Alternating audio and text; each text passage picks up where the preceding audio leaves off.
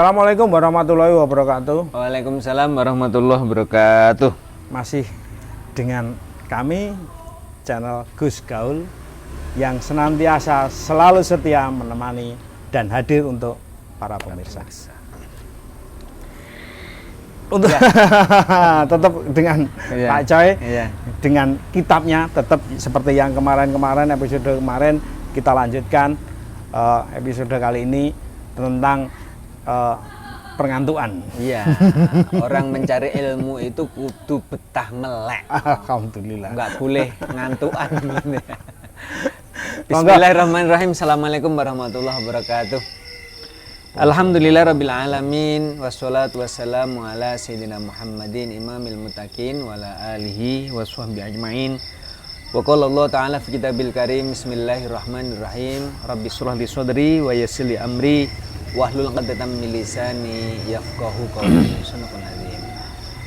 Pemirsa yang dimuliakan oleh Allah Subhanahu wa taala, orang yang mau mencari kemuliaan itu harus kuat, tidak ngantuan gitu ya.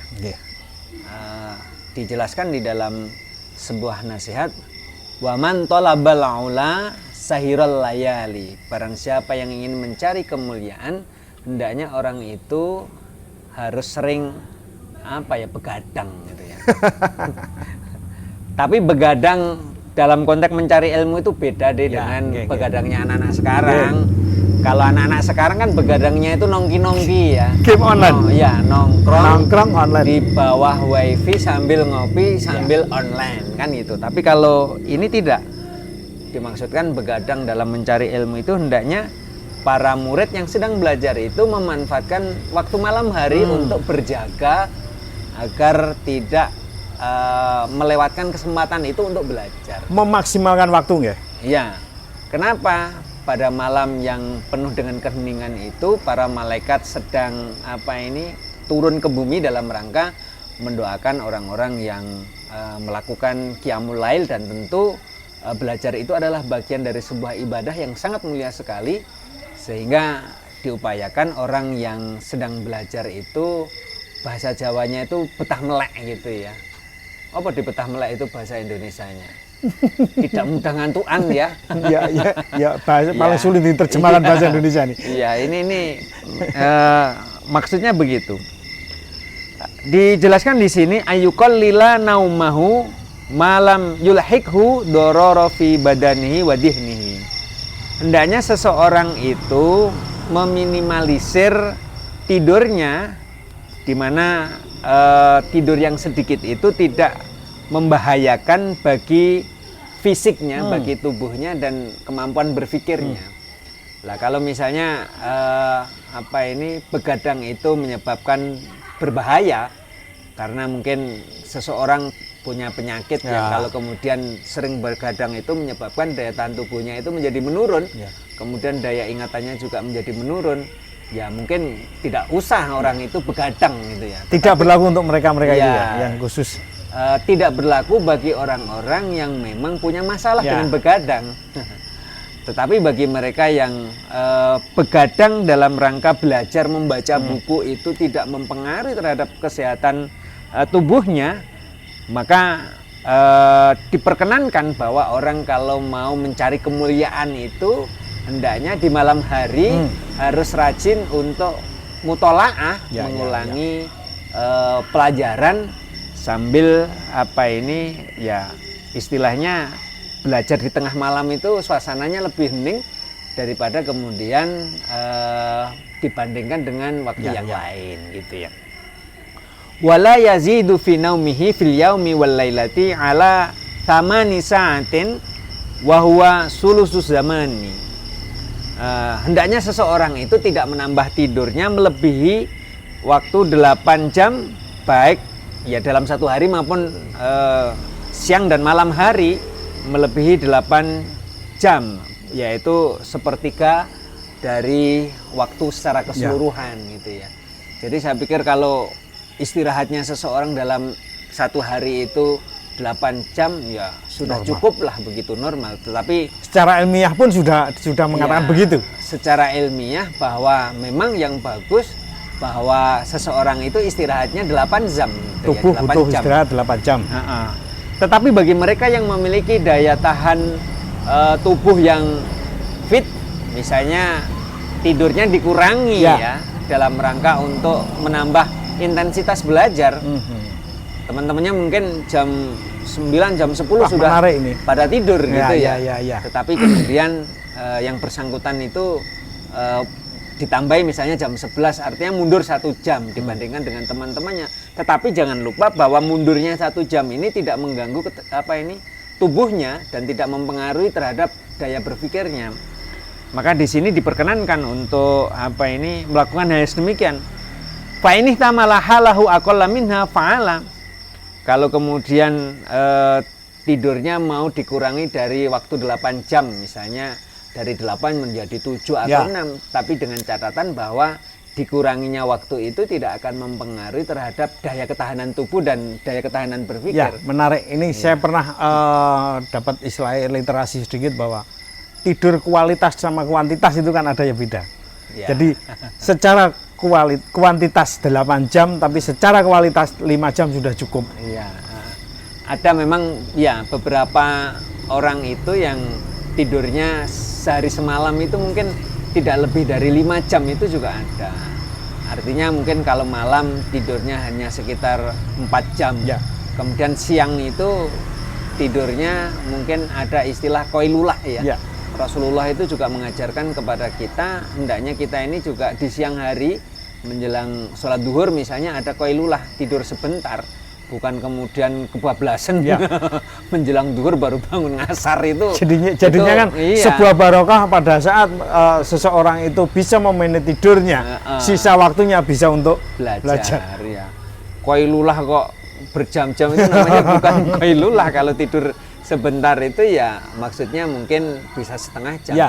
Artinya kualitas tidur itu memang betul-betul cukup gitu ya. Kuantitas. Iya. Jadi apabila kita melakukan misalnya kalau tadi tidurnya yang standar ada 8 jam, kemudian kita kurangi 1 jam menjadi 7 jam, atau mungkin kita kurangi 2 jam menjadi 6 jam tidurnya, tidak masalah, asalkan tidak ada persoalan terkait dengan kesehatan tubuh kita. Wala ba'sa ayyuriha nafsahu wa qalbahu wa dihnahu wa basarahu idza kullu syai'in min dalika wa du'afa, kan itu ya.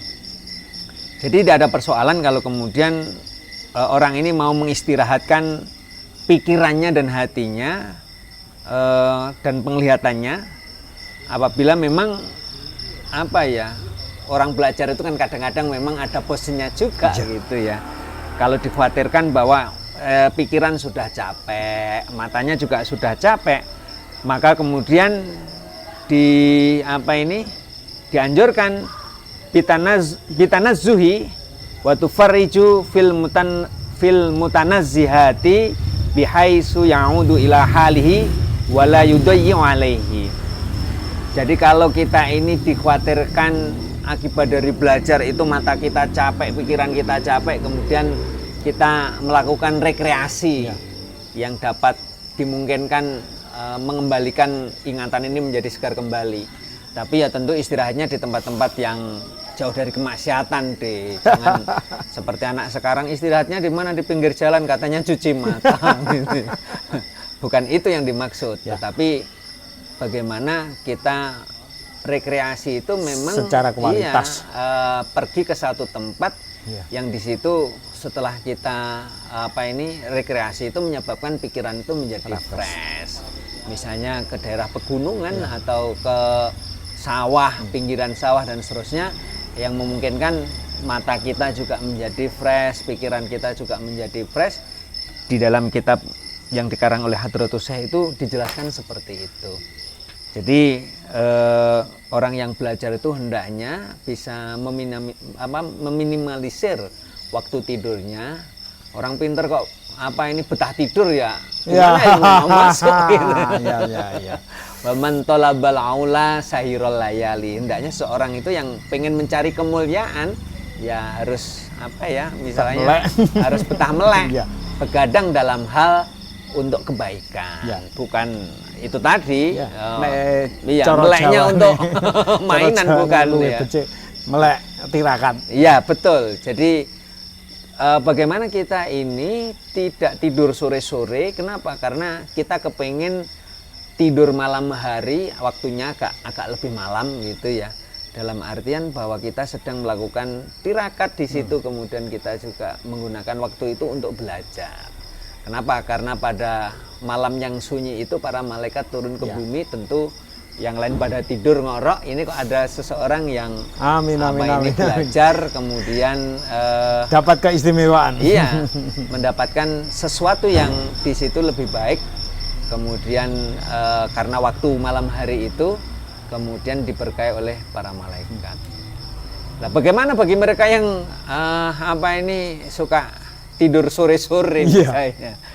Ya kalau memang fisiknya tidak memungkinkan, ya dipersilahkan saja. Tetapi dalam kondisi yang fisiknya sehat, diupayakan bagaimana tidak mengalami banyak tidur gitu ya.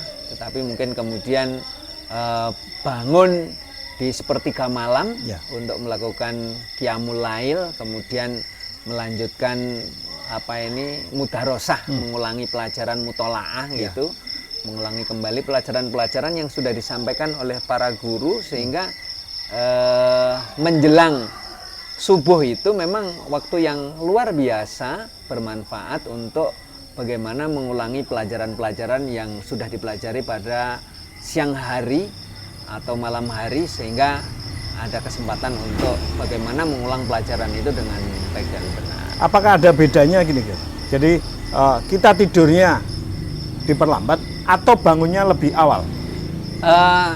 Mungkin itu pilihan-pilihan yang mungkin tujuannya sama. Memperlambat tidur atau mengawali tidur yang lebih awal gitu ya.